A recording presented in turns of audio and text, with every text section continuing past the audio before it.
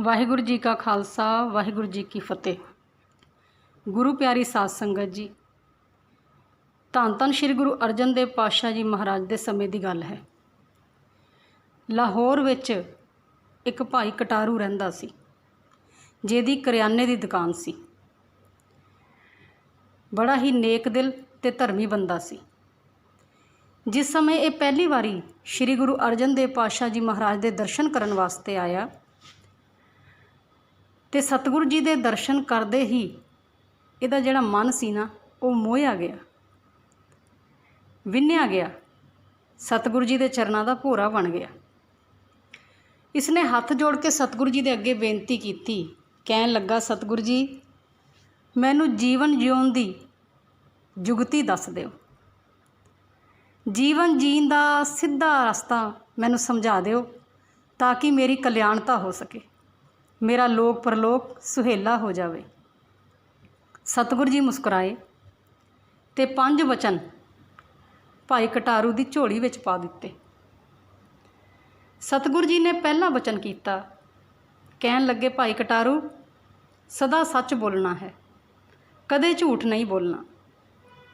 दूजा वचन, ध्यान रखना, किरत हमेशा शुद्ध करना, कदे बेईमानी ना करना, कदे किसी नूं घट ना तोल के देना। तीजा वचन गुरु जी ने किया, भाई कटारू अपनी कमाई विचों दसवंध जरूर कढ़ना है, भाव अपनी कमाई का 10वां हिस्सा ते भले कारजां दे विच लगाना है। चौथा वचन किया, सदा सिमरन विच जुड़े रहना है, उठदे बैठदे काम कार करदिआं हर वेले तेरी सुरती जो है ना वो परमेश्वर के चरणों दे विच जुड़ी रहा करे। ते भाई कटारू श्री जपजी साहिब जी का पाठ किए बिना अन्न का दाना भी मूँह ना लगाना। 5वां वचन, कदे किसी का दिल ना दिखावी। ये 5 वचन अपनी झोली विच पवा के खुशी खुशी भाई कटारू लाहौर वापस आ गया। हुण इन्हां वचनां दी दिन रात कमाई करन लगा, अपना जीवन सतगुरु जी महाराज के दस्से वचनां दे मुताबक जिउण लगा। देखदिआं ही देखदिआं इहदी शोभा, इहदा मान सत्कार लाहौर विच बहुत वध गया। जदों किसी बंदे दी शोभा वध जावे ना, मान सत्कार वध जावे, तां कहंदे निंदकां दी गिणती भी वध जांदी है। इस तरह ही भाई कटारू ना होया, क्योंकि भाई कटारू की दुकान भी पहलां नालों वध के चलन लग गई। ये सब कुछ जिहड़े निंदक सी, इहदे दुश्मन सी ना, वो बर्दाश्त ना कर सके। इन्हां ने ब्योंत बना लई,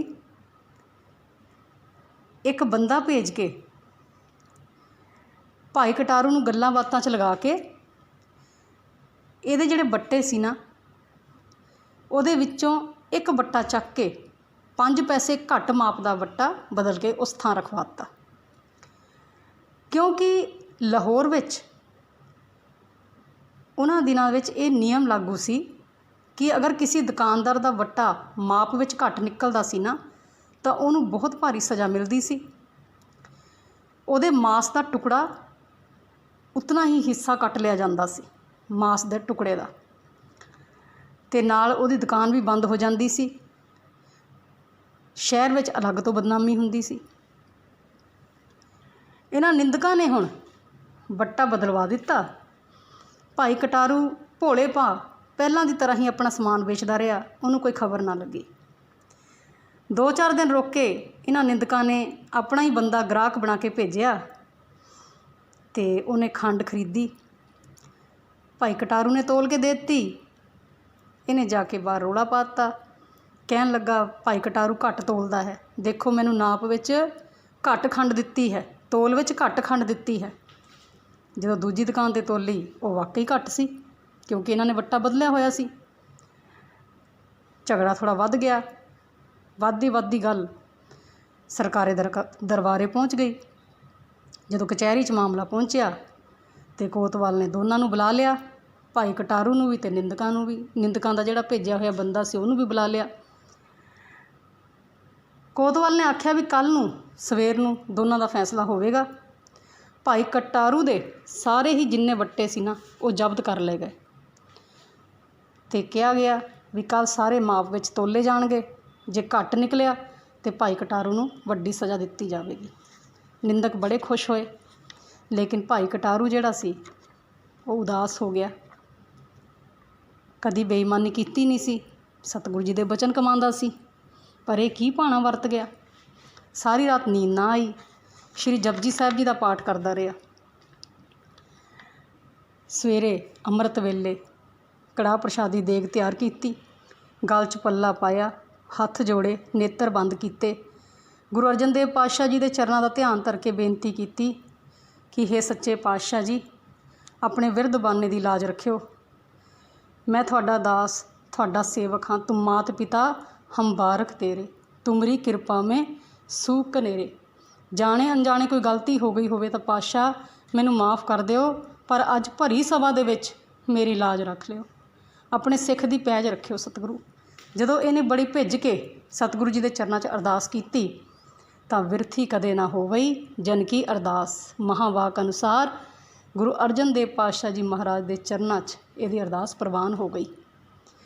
ਕਹਿੰਦੇ ਨੇ ਜਿਸ ਸਮੇਂ ਭਾਈ ਕਟਾਰੂ ਕਚਹਿਰੀ ਵਿੱਚ ਪਹੁੰਚਿਆ ਅਤੇ ਇਹਦੇ ਵੱਟੇ ਤੋਲੇ ਜਾਣ ਲੱਗੇ, ਉਸ ਸਮੇਂ ਇੱਧਰ ਸ਼੍ਰੀ ਅੰਮ੍ਰਿਤਸਰ ਗੁਰੂ ਅਰਜਨ ਦੇਵ ਜੀ ਮਹਾਰਾਜ ਆਪਣੇ ਤਖਤ 'ਤੇ ਵਿਰਾਜੇ ਹੋਏ ਸੀ। ਸੰਗਤਾਂ ਦਰਸ਼ਨ ਕਰਨ ਵਾਸਤੇ ਆਈਆਂ ਹੋਈਆਂ ਸਨ ਅਤੇ ਬੇਅੰਤ ਮਾਇਆ ਸਤਿਗੁਰੂ ਜੀ ਦੇ ਚਰਨਾਂ 'ਚ ਭੇਟਾ ਰੱਖੀ ਹੋਈ ਸੀ। ਇੱਕਦਮ ਸਤਿਗੁਰੂ ਜੀ ਖੜ੍ਹੇ ਹੋਏ ਅਤੇ ਇੱਕ ਟਕਾ ਕਹਿੰਦੇ ਉਸ ਦਸਵੰਧ ਦੀ ਭੇਟਾ ਦੇ ਵਿੱਚੋਂ ਸਤਿਗੁਰੂ ਜੀ ਨੇ ਚੁੱਕ ਲਿਆ, ਆਪਣੀ ਹਥੇਲੀ 'ਤੇ ਰੱਖ ਕੇ ਉਸ ਟਕੇ ਨੂੰ ਕਦੀ ਖੱਬੇ ਹੱਥ, ਕਦੀ ਸੱਜੇ ਹੱਥ, ਕਦੀ ਖੱਬੇ ਹੱਥ, ਕਦੀ ਸੱਜੇ ਹੱਥ ਇੰਜ ਰੱਖਣ ਲੱਗੇ ਵਾਰ-ਵਾਰ। ਇੰਜ ਕਰਦਿਆਂ ਵੇਖ ਕੇ ਕਹਿੰਦੇ ਜਿਹੜੇ ਸ਼ੰਕਾਵਾਦੀ ਸੀ ਨਾ, ਉਹਨਾਂ ਤੋਂ ਰਿਹਾ ਨਾ ਗਿਆ। ਕਹਿਣ ਲੱਗੇ ਸਤਿਗੁਰੂ ਜੀ, ਇਹ ਆਪ ਅੱਜ ਕੀ ਕਰ ਰਹੇ ਹੋ। ਝੱਟ ਸਤਿਗੁਰੂ ਜੀ ਬੋਲੇ, ਕਹਿਣ ਲੱਗੇ ਭਾਈ ਕਟਾਰੂ ਦੇ ਵੱਟੇ ਤੋਲੇ ਜਾ ਰਹੇ ਹਨ ਲਾਹੌਰ ਦੇ ਵਿੱਚ, ਅਤੇ ਅਸੀਂ ਉਹਦੇ ਵੱਟਿਆਂ ਦਾ ਮਾਪ ਸਹੀ ਕਰ ਰਹੇ ਹਾਂ, ਤੋਲ ਸਹੀ ਕਰ ਰਹੇ ਹਾਂ। ਇੰਨਾ ਸੁਣ ਕੇ ਇਹਨਾਂ ਸ਼ੰਕਾਵਾਦੀਆਂ ਨੇ ਕਹਿੰਦੇ ਸਮਾਂ ਵੀ ਨੋਟ ਕਰ ਲਿਆ ਅਤੇ ਤਰੀਕ ਵੀ ਨੋਟ ਕਰਕੇ ਰੱਖ ਲਈ। ਇੱਧਰ ਲਾਹੌਰ ਵਿੱਚ ਭਾਈ ਕਟਾਰੂ ਦੇ ਸਾਰੇ ਵੱਟਿਆਂ ਦਾ ਨਾਪ ਜਿਹੜਾ ਸੀ ਨਾ, ਤੋਲ, ਉਹ ਬਿਲਕੁਲ ਠੀਕ ਨਿਕਲਿਆ। ਉਹਨੂੰ ਬਾਇਜ਼ਤ ਬਰੀ ਕਰ ਦਿੱਤਾ ਗਿਆ ਅਤੇ ਜਿਹੜੇ ਨਿੰਦਕ ਸੀ ਉਹਨਾਂ ਨੂੰ ਕਹਿੰਦੇ ਝਾੜਾਂ ਪਈਆਂ, ਉਹਨਾਂ ਦਾ ਮੂੰਹ ਕਾਲਾ ਹੋਇਆ। ਲਾਹੌਰ ਸ਼ਹਿਰ ਵਿੱਚ ਭਾਈ ਕਟਾਰੂ ਦੀ ਪਹਿਲਾਂ ਤੋਂ ਵੀ ਜ਼ਿਆਦਾ ਇੱਜ਼ਤ ਵੱਧ ਗਈ। ਕਹਿੰਦੇ ਕਈ ਲੋਕ ਤਾਂ ਭਾਈ ਕਟਾਰੂ ਦੀ ਦੁਕਾਨ ਦੇ ਅੱਗੇੋਂ ਲੰਘਦੇ ਸੀ ਨਾ ਅਤੇ ਧਰਤੀ ਨੂੰ ਹੱਥ ਲਾ ਕੇ ਨਮਸਕਾਰ ਕਰਿਆ ਕਰਦੇ ਸੀ। ਇੰਨਾ ਮਾਣ ਸਤਿਕਾਰ ਵੱਧ ਗਿਆ ਗੁਰੂ ਜੀ ਦੀ ਕਿਰਪਾ ਦੇ ਨਾਲ।